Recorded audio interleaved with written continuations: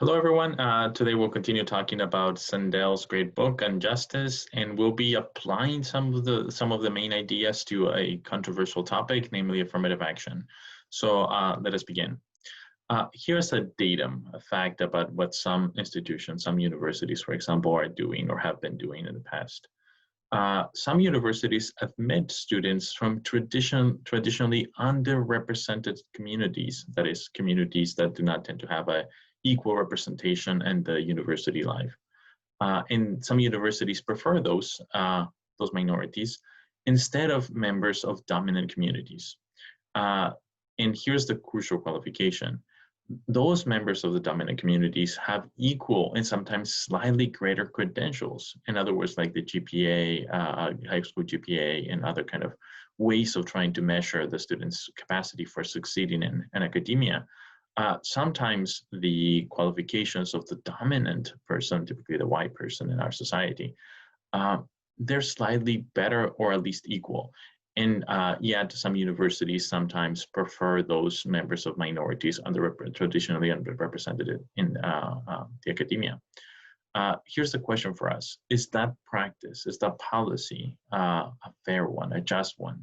Is a good society one in which those kinds of practices are allowed, permitted, or even promoted? That's the main question for this chapter.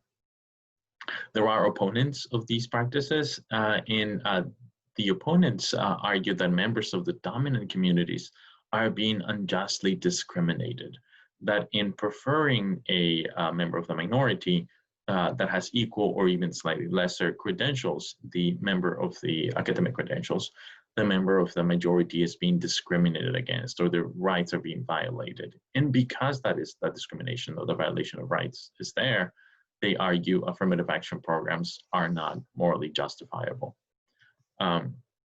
Is this accusation legitimate? Is this the moral accusation? Is this the kind of accusation that a virtuous agent would make to these practices? Or would a virtuous agent promote these practices, these affirmative action policies? That is the question for us. That was the question before us. So what are the reasons? What are the sources of justification for having these programs to begin with? One of them has to do with compensating for past wrongdoings. Here's a unfortunate unfortunate fact about the U.S. history. Much of the U.S. history includes very explicit pro-white, unfair discriminations against minorities. In that very explicit discrimination has created systems of inequality or systemic inequality that cut across at the basis of race. So if you look at the history, you begin with slavery, shortly after that segregation laws, shortly after that practices for like housing or access to education that explicitly preferred or give preferences to people that are white against people that are non-white. In those practices of the history of the US, whites have disproportionately been the recipients of wealth and power. And that's the history that lead us to the now. So some people that put forth affirmative action programs look at the history of the US and say, because the history has this morally problematic aspect, affirmative action programs must be enacted for remedying those things in the past, for ameliorating the consequences that are still lingering of the members of those minorities. In other words, those programs are there to try to undo something wrong that happened in the past. That's one part. And the second one is that past is part of our history, leads up to the present, and people are still seeing consequences of thought systematic inequalities that are the consequences of history. And it is those present occurring consequences that must be undermined. Those present consequences, again, have the unequal distribution of wealth and resources on the favoring whites over non-whites, over minorities. Here's a objection to this compensating for wrongdoings reason for affirmative action programs. The main perpetrators, here's the reason against the objection, the main perpetrators and victims of the past injustices have died. So if you look at slavery as incredibly the worst kind of thing in the history of the US, that is morally and racially problematic. The main perpetrators, the slave owners and slave traders, are long dead. And the main victims, the slaves themselves, are also long dead. So given that, it is hard to, this objection points or claims, to undo something of people that are already dead, right? There is no longer an obligation for people that are alive now to try to undo something that happened wrong in the past, precisely because we're not in the past, and precisely because no person alive now is the recipient of that injustice or the perpetrator of that injustice, just happen to be the descendants of those people. So why should people that are alive today pay the price or receive the benefit for undoing something that happened a long time ago? People take this objection to be a very persuasive one. Here is a plausible reply. Even if, perhaps plausibly, reparations for past injustices are unwarranted, whether reparations are morally justified is a very controversial topic. But let's grant, says this person replying, that there are not, that there is no moral need for reparations. Let's grant that. Many lingering effects are still very much present. The society in which we live now, you see the systematic discrimination everywhere. It's not merely something of the past that we're pointing to, we proponents of affirmative action programs. It's something that has real effects in the now. Much of contemporary society still perpetuates systems of discriminations against minorities. Look at the prison system, look at the universities, wealthier universities. If you actually look at where the greatest amount of resources are allocated, they tend to be dominated by the dominant society, and disproportionately. They have a lot more stuff than the numbers, than the percentage of the population they happen to be. In the prison population, likewise, minorities take a disproportionately large participation in the prisons. So the systems are still there distributing resources, and people are still receiving consequences of these systems that have been developing throughout history in the US. Here's a crucial point. People alive now are the victims of these injustices, the ones that are perpetuated by the systems in unequal systems.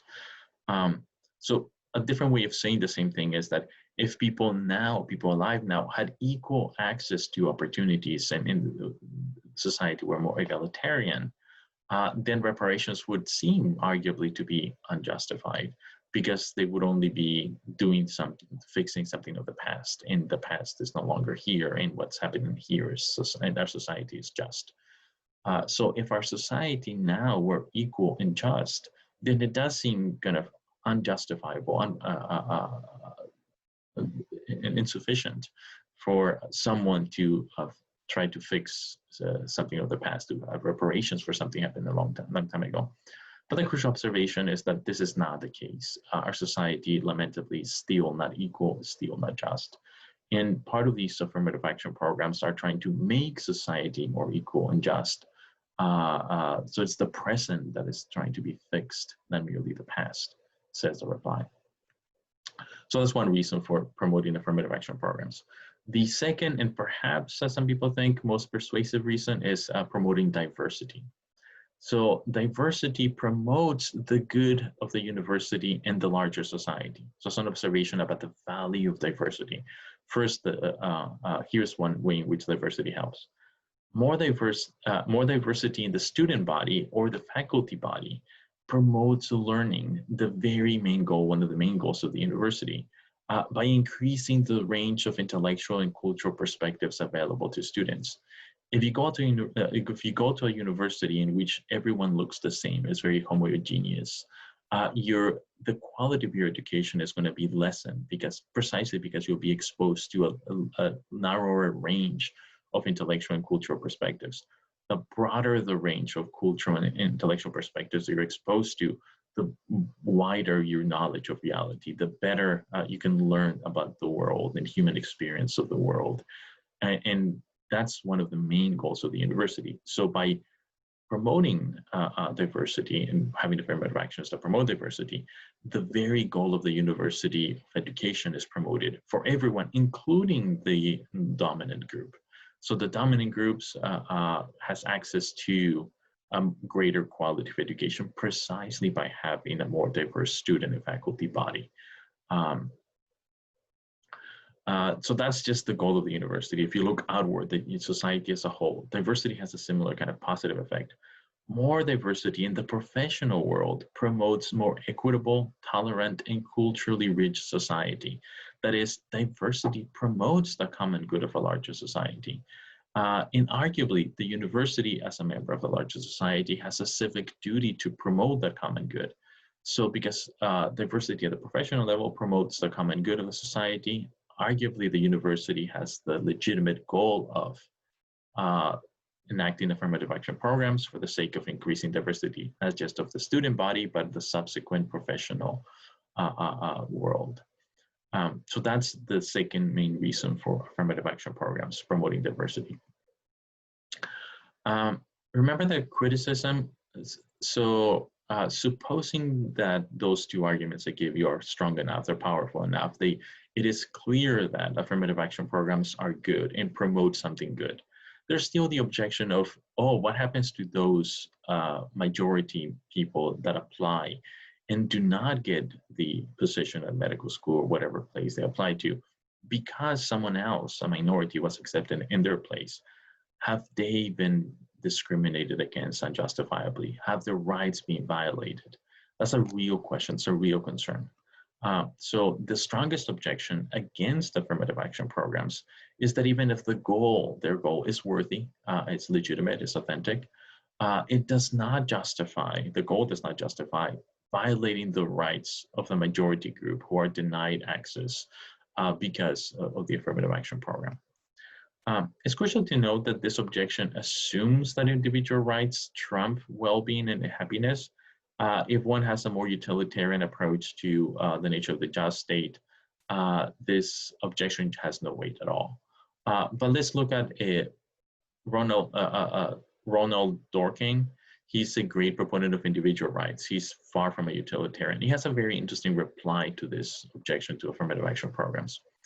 Dworkin asks, what right is being violated by denying admission to a university? What is this right that is being violated? And he points out, arguably, persuasively, no one has a right to a place at the university. People might have a right to a fair hearing, to an opportunity to apply, but not to a place, not to a position at the university. No one has that. So if some people were denied the opportunity of applying or having a fair hearing and looking at their file, that would be unjust discrimination. But no one's doing that, at least not the affirmative action programs that are being defended. A university does not wrong an applicant by denying her admission, provided that the university has good reasons for the denial. If the university refused to even look at the file, no access to opportunities, that is unjustifiable. But that's not what's happening. Universities are looking at the files of everyone that applies and giving them a fair hearing. And universities appeal to things like the diversity of the student body or reparation of past wrongdoings as legitimate reasons for choosing some person over another. And Dworkin points out that's perfectly justifiable. Universities do that in a very wide sense, and we're all fine with it because it is a morally justifiable practice. So put differently, the university justifiably uses criteria for admissions that are beyond the control of the applicant. For example, the university looks at things like intelligence, and arguably there is at least a part of intelligence that is beyond the control of the applicant, though developing your intelligence is something you can do by developing intellectual virtues. But the university looks at intelligence, football ability, artistic abilities, athletic and artistic abilities, and uses those as reasons for admitting someone into the program that go above and beyond a number, a GPA, a score, for the sake of promoting some legitimate excellences within the university. So like having a great sports team, that's a legitimate goal. And the universities can justifiably accept someone that has extraordinary athletic ability over someone with higher academic credentials that does not have that athletic ability. It would be foolish, or it would be unjustifiable for the person who did not get accepted to say something like, hey, it is unfair for, why are you discriminating against the fact that I don't know how to play football? Like, that's, my rights are being violated. Dorking things, of course they're not. It is lamentable that you didn't get a position at the university. And it is, we all agree that had you gotten the position, you would have done well. You have the credentials, the academic credentials. However, there are only so many spots at the university, and there's this other person who has something that you don't have, namely the ability to promote the excellence of in the athletic world. And that's perfectly legitimate reason for that person to be accepted. Now, if that person has no qualifications at all, then they shouldn't be accepted. If they cannot compete intellectually, they shouldn't be there. But that's one of the requirements is that they do have the good enough academic credentials to do well in the program. Once that bar is cleared, appealing to ability to play the piano well, or some other artistic ability or sports abilities, those are perfectly justifiable reasons for selecting one person over the other. In the arguments we've put forth so far about diversity promoting learning and so on, those can be used as legitimate reasons for selecting one person over the other. The minority is selected precisely because it increases diversity and thereby contributes to the community of learning. And that's perfectly legitimate. Okay, let's end here. We'll see you next time.